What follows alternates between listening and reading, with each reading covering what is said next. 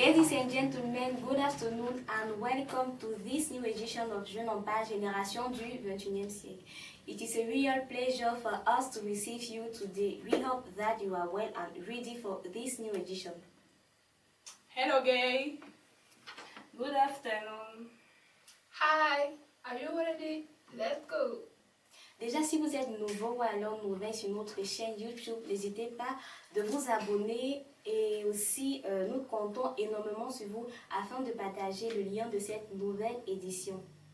Alors, cette semaine a été également très chargée en termes d'informations. C'est le récapitulatif avec Cathy Naké. À l'ouverture de cette rubrique d'actualité, nous avons 153 325 cas confirmés et 4 356 décès. Tel est le bilan enregistré par le continent africain ce mardi 2 juin 2020 en ce qui concerne la pandémie du coronavirus. Le ministre Paul Atanga-Nji soutient qu'il a observé un relâchement certain dans la propagation dans les débits de boissons. Ces derniers sont ainsi accusés de fermer tardivement, ce qui serait contraire à la loi en vigueur. Le ministre de l'administration territoriale demande donc aux autorités compétentes, notamment les gouverneurs des régions, de veiller au strict respect des dispositions contenues dans le décret du 9 novembre portant sur les modalités d'exploitation des débits de boissons. Bientôt, la réhabilitation de la Société nationale de raffinerie camerounaise, la Sonara. En effet, depuis l'incendie du 31 mai 2019, qui a endommagé 4 des 13 unités de production, l'heure est maintenant à la réhabilitation. Pour cela, le projet de réhabilitation va bon train, rassure Gaston Elundu Essomba, ministre camerounais de l'eau et de l'énergie.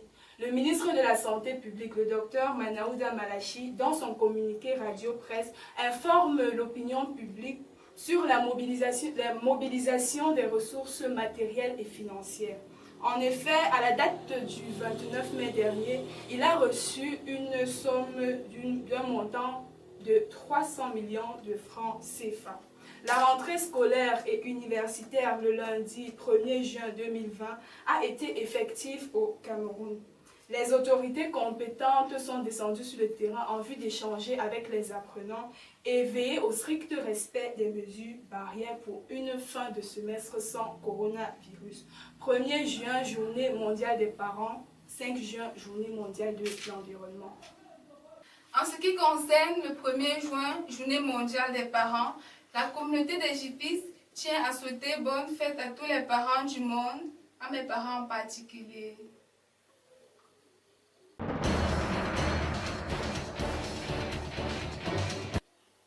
Alors déjà une semaine jour pour jour que la rentrée scolaire a débuté dans notre pays, mais cela dans un contexte plutôt particulier à cause de la COVID-19.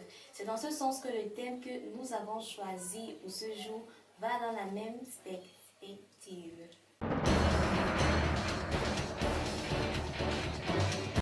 Le retour à l'école, la stratégie adoptée par le gouvernement est-elle la bonne? On a sur notre plateau Lissou Serge qui nous donnera son point de vue dessus. Bonjour et bienvenue sur le plateau de Jeunes en Page. Bonjour, c'est moi qui vous remercie. Ok. Alors, sachant qu'une année scolaire est composée de 3 trimestres, qu'en sera-t-il des classes intermédiaires qui ont dû arrêter l'école à l'approche de ce 3e trimestre? Déjà, il est à constater que, comme vous l'avez souligné, un trimestre, ou plutôt une année académique, s'il faut que je le dise ainsi, constitue de 3 trimestres. Alors, ce sont des mesures qui ont été prises par le gouvernement pour que la maladie soit contrôlée déjà. Donc, on se dit que, étant donné qu'ils ont pris des mesures, il y a des mesures d'accompagnement, s'il faut le dire ainsi, chose qui est prévue parce que ce sont des personnes assez instruites. Donc forcément, s'ils prennent des mesures, ça veut dire qu'ils savent ce qu'il est lieu de faire.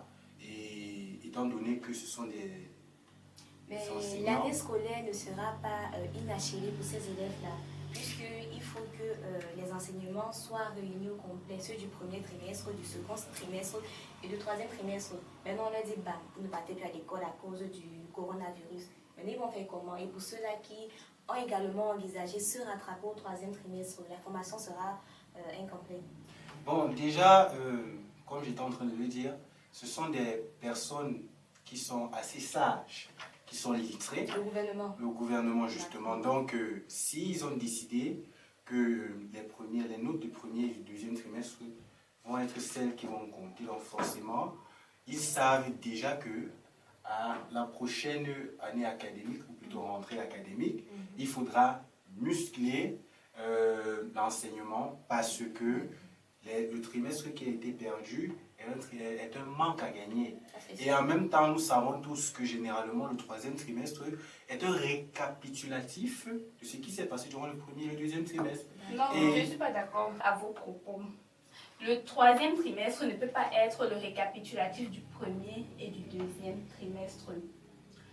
Le 3e trimestre, c'est un pas vers la classe suivante.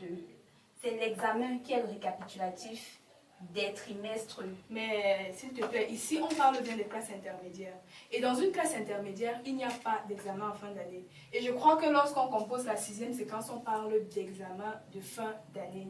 Dans les lycées qui se veulent vraiment structurés, on fréquente normalement au 1er trimestre, au 2e trimestre, peut-être le premier mois du 3e trimestre. Et après, on fait un récap pour pouvoir délivrer l'épreuve de fin d'année. Non, d'accord. Comme notre invité l'a dit, on va conclure que le gouvernement prendra sur lui les différentes mesures pour mieux préparer la rentrée académique 2020-2021 pour ces classes intermédiaires. Alors pour cette reprise de classe, le gouvernement a adopté beaucoup d'initiatives dans la lutte contre la maladie, mais également pour pérenniser l'éducation des élèves et des étudiants. Mais est-ce que ces mesures seront respectées à long terme? Déjà, il faut le dire, on ne peut pas dire avec certitude si les mesures ne seront pas respectées ou bien ne seront respectées parce que on fait face à deux problèmes en fait. Le premier problème est l'État. Pourquoi je dis le premier problème est l'État? Parce que l'État instigue des mesures, ou plutôt l'État met des mesures sur pied qui doivent être respectées. Mais maintenant, c'est cet État-là qui doit se charger du suivi dans un premier temps. Et maintenant, dans le deuxième temps, on se retrouve dans la problématique des établissements qui eux-mêmes sont supposés aussi mettre de l'accent. Parce que l'État peut suivre à un moment donné et donner la ligne à suivre. Mais est-ce que les établissements eux-mêmes vont le suivre? C'est la question qui se pose en fait. Donc, si l'État met les mesures et les établissements les observent comme il le faut, donc, ça veut dire, ici, on va parler de responsabilité de la part de chaque partie. Tout à fait. L'État, les enseignants et bien évidemment les élèves. Les élèves et les étudiants. Ok. Au vu donc de cette première semaine de rentrée scolaire, est-ce qu'on peut s'autoproclamer être sur la bonne voie pour ce qui est de l'éducation et de la riposte contre la maladie? Bah écoutez, il faut le dire, les premières fois qu'on fait quelque chose, on le fait toujours avec cette flamme-là. On a la niaque, comme on dit souvent. Mais maintenant, si on continue dans cette lancée, si on continue dans ces mesures, c'est évident qu'on va se retrouver dans une situation où on fréquente sans risque de contamination, ou plutôt même s'il y a des risques de contamination, ils seront très peu et les cas enregistrés seront très De moins en moins. Dans certains établissements, il n'y a pas d'eau. Ils se plaignent, il n'y a pas d'eau. Donc, vous savez, le problème d'eau ne vient pas seulement de l'établissement. Le problème d'eau peut aussi venir du gouvernement. C'est, comme j'ai dit tout à l'heure, c'est un problème qui est dans les deux parties. La question est de savoir, est-ce que chaque partie a eu le temps de se préparer? On annonce la reprise des classes, ça fait déjà un mois. Le Premier ministre a donné des instructions et les ministres qui sont concernés ont également donné des instructions. Maintenant, ce n'est pas à un jour ou à 2 jours que les établissements devraient s'inquiéter du problème de l'eau. S'il n'y a pas d'eau, ils devraient déjà avoir prévu et prévoir, je ne sais pas, par exemple, des citernes, des bonbonnes, merci, et autres. Je pense à dire qu'il faut... Bien pour l'intervention. Voilà, et aussi, il y a certains parents qui ont catégoriquement refusé d'envoyer leur enfant à l'école sous prétexte que la maladie est encore là et tout ce qu'il a. Alors, à votre niveau, qu'est-ce que vous pourriez leur dire? Bah, écoutez, très honnêtement, lorsqu'on parle, et comme je sais qu'il y a des parents qui sont en train de nous voir, étant donné que le parent est déjà d'abord le garant de son enfant, vous savez, c'est pas facile du tout de savoir que la maladie est en train de se balader et que je décide, moi, parent, d'envoyer mon enfant à l'école. Toujours est-il que, comme on a pu observer, les mesures sont prises.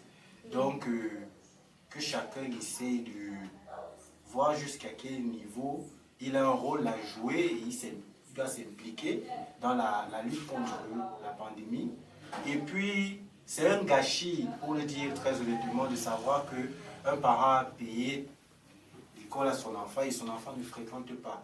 Il demande carrément à l'enfant de rester. C'est vraiment difficile. Alors, Mais qu'est-ce qu'on le dira? on doit demander à ses parents de vraiment veiller. Et avec tout ce qui s'est passé durant ces 2 mois de confinement, les enfants savent déjà ce qu'il y a lieu de faire, qu'ils les envoient juste à l'école, que les formalités soient... Également, on va aussi dire que si Corona fait 5 ans, est-ce que les enfants vont rester à la maison pendant 5 ans? Effectivement. Vous savez, comme je le disais encore dernièrement, c'est une maladie qui a changé le cours du monde. On doit juste s'adapter. Vous savez, on doit s'adapter et voir ce qu'il y a lieu de faire. Le mot juste à utiliser, adaptation.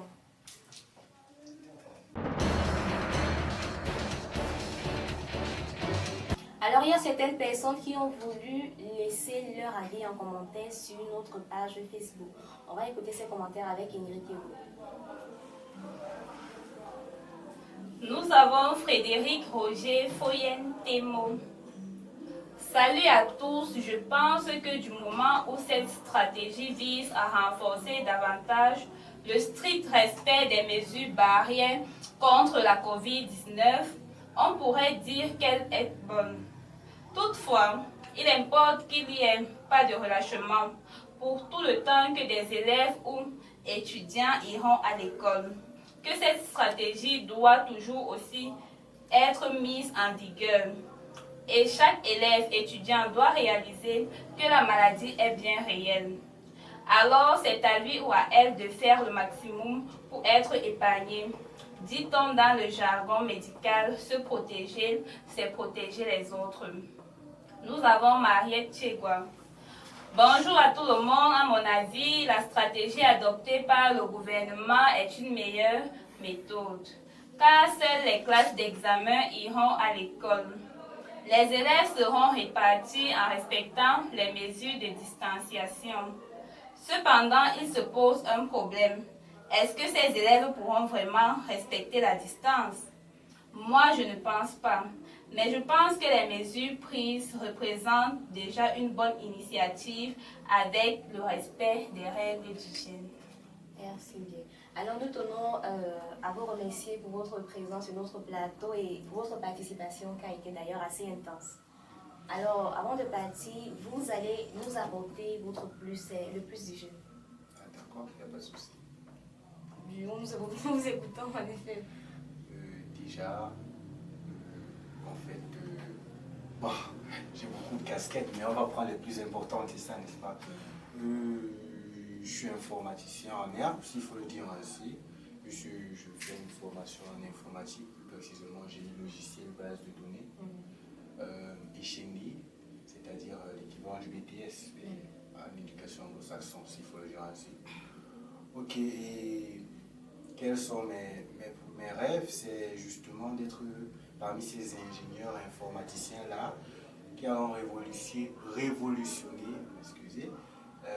l'ère du numérique au Cameroun, en créant, pourquoi pas, des logiciels, des applications qui vont s'adapter au style de vie du Cameroun. Parce qu'on trouve beaucoup de failles chez les informaticiens, pas parce qu'ils ont de mauvais produits à proposer, mais parce qu'ils ne s'adaptent pas aux réalités de notre terrain.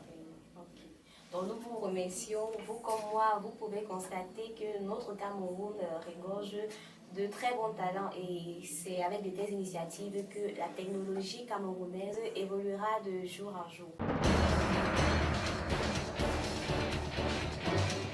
La dernière fois, elle nous a préparé un bonus plutôt gourmand et pour cette fois-ci, qui sait, peut-être elle a encore une très grande surprise à nous annoncer. C'est le bonus avec Castille Diomo.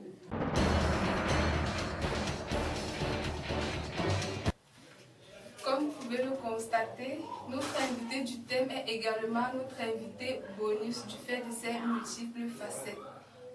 Une fois de plus, bonjour. Bonjour. En effet, Lissou Sèche revêt plusieurs facettes, notamment formateur Miss Master, formateur mannequin, mannequin pro, événementialiste. Alors, Monsieur Lissou, comment est née votre passion, votre talent pour le mannequinat? Oh, déjà, tout petit, j'aimais bien, mais je me suis toujours intéressé à la mode. D'autant plus que je sors d'une tribu où on a l'habitude de dire qu'ils sont des personnes qui aiment bien ce qui concerne la mode, les vêtements, et petit à petit, voilà. D'autant plus que j'ai aussi un parent qui a fait dans la mode, donc au fur et à mesure le temps est passé. J'aimerais savoir depuis combien d'années exercez-vous en tant que mannequin? 2015, je dirais. 2015, parce que c'est là où je passe mon premier casting en tant que mannequin professionnel. Et comment votre entourage a perçu la chose, les difficultés auxquelles vous avez fait face et tout? Bon, déjà, il faut le dire, c'est pas évident qu'un parent accepte que son enfant fasse dans le monde de la mode. Déjà que, une petite anecdote, mon papa a fait dans la mode, mais je ne l'ai jamais su. C'est lorsque je suis rentré une fois d'un show, le matin, quand je montre le billet où j'étais, c'est là il me dit, attends, tu fais dans ça, finalement, non, c'est sérieux. Et lorsqu'il me voit passer à la télé, qu'il me dit que moi-même j'ai fait à l'intérieur. Mais j'ai toujours su coupler cette vocation-là avec l'école, parce que il faut se dire la vérité, pour le moment, ce n'est pas encore un secteur très formel comme les autres au Cameroun. Donc, il faut faire de l'école à côté et aussi du mannequinat à côté pour que les parents et l'entourage acceptent la chose, ou plutôt fassent l'effort d'accepter la chose. Comme vous, nombreux sont ces jeunes qui veulent se lancer dans le mannequinat. Alors, quels conseils pouvez-vous leur donner afin qu'ils puissent s'en sortir? Déjà, comme je suis en train de le dire, il faut déjà qu'ils sachent que ce n'est pas encore un secteur vraiment porteur au Cameroun. C'est vrai que ces dernières années, l'État est en train de mettre beaucoup de moyens à l'intérieur, ce que je félicite. Et couplé à ça, il faut fréquenter parce que nous sommes encore à l'ère de cette époque-là où il faut fréquenter pour avoir des diplômes. Et maintenant, ça devient juste un accompagnement. Et lorsque on jumelle bien, on travaille, on bosse dur et on est vraiment convaincu de ce qu'on veut faire, alors on est sûr d'arriver à un certain niveau et surtout il faut faire des bons choix. C'est très important, être sûr de soi, ne pas avoir l'ego, mais se dire qu'on peut le faire et s'armer comme il faut et on va le faire. C'est pas compliqué, c'est juste un peu difficile, mais pas compliqué du tout. Il faut le dire, vous êtes responsable dans l'académie classe master mannequin. C'est ça? Et d'autres, des jeunes voudraient se rapprocher de vous pour intégrer cette académie-là. Comment tu sais? Alors, c'est très simple. Pour se rapprocher, ils vont juste faire partir sur la page Facebook de l'Académie Classe Master Mannequin. Ils se rendent sur la page Instagram ou alors ils contactent tout simplement le 6 90 88 85 06 pour avoir des informations en ce qui concerne les formations, les modules de formation de l'agence pour voir s'ils répondent aux critères et pour se lancer dans une carrière. N'oublions pas les modalités financières. Ça aussi, vous savez, c'est pas évident vraiment de parler de modalités parce que, comme j'ai dit, c'est pas vraiment facile dans le milieu où nous sommes. Mais on trouvera toujours un terrain d'entente dépendant de la couche sociale de ceux qui viennent chez nous. Parce qu'on fait aussi effectivement dans le social, parce qu'on voudrait, on a une vision autre pour la mode au Cameroun, il faut le dire. On voudrait vraiment que chacun puisse réaliser son rêve. Il ne faudrait pas que parce que j'ai pas assez de moyens, je ne puisse pas réaliser mon rêve. Donc, dépendant du survie de la personne, on saura avec le staff, bien sûr, comment se comporter et comment gérer ces personnes-là. Merci Serge Lissou d'être passé sur le plateau de Jeunes en Page. Je vous remercie. Moi également, j'aurai mon petit bonus à vous apporter. En effet, ce 5 juin 2020, nous célébrons la journée internationale de l'environnement. Alors, je vous inviterai à faire des éco-gestes assez simples, c'est-à-dire prenons la peine déjà de jeter nos ordures dans les bacs à ordures parce que la protection de notre pays n'est pas que l'affaire d'une seule personne, mais de tout le monde. Arrêtons d'accuser le gouvernement, arrêtons d'accuser les autorités en charge de la protection des vies, mais déjà à notre niveau, soyons tous partisans d'un environnement meilleur. Avant donc de finir avec cette nouvelle édition de Jeunes en Page Génération du 21e siècle, on ne va pas du tout oublier les hivers. Ce sont donc les hivers avec Ingrid Yogo.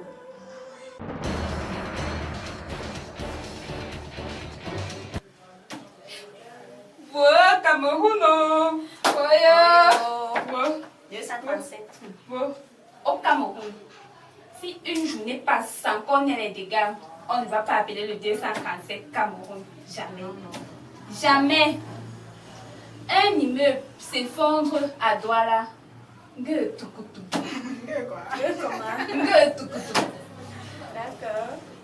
On a pu évacuer certaines personnes. Malheureusement, d'autres ont perdu la vie. Nous exhortons les Camerounais qui construisent les maisons à faire une étude de terrain. Une étude de terrain. Justement, c'est pour ça que nous sommes formés en topographie au Cameroun. Pour éviter ce genre de désastre. Une maison est dite belle et durable à travers la fondation. Quand une fondation a été bien faite, la maison sera durable. Durable. Nous avons quoi? L'insécurité routière au Cameroun. Insécurité routière. Les accidents comme ça. Par-ci, par-là, dans le Mungo. Encore. À Moutenguene. Encore. Ouais, il y avait d'abord. Grave alors, dans la ville de Bolova. Et Bolova 1, dans tous les villages, la présence d'une route enclavée pousse les passagers à faire 75 km en 2 jours. Oh putain!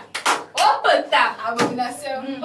En 2 jours. En voiture. En En voiture. En voiture, Cap! En voiture. Généralement, quand je m'en vais dans mes camps et mes randonnées, je fais 45 km à 6 heures. Mieux, je descends, je marche. Aussi, le coût du transport a augmenté.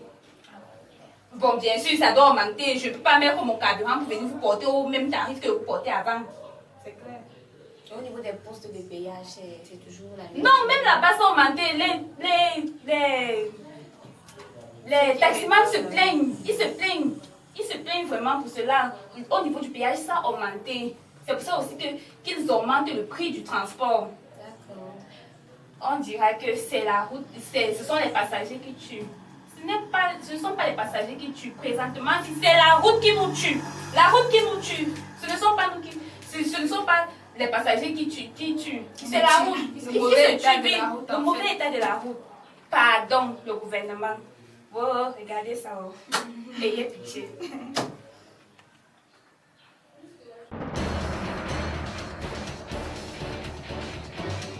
Nous voici arrivés aux dernières minutes de cette nouvelle édition de Jeunes en Page Génération du 21e siècle. J'aime trop ce nom.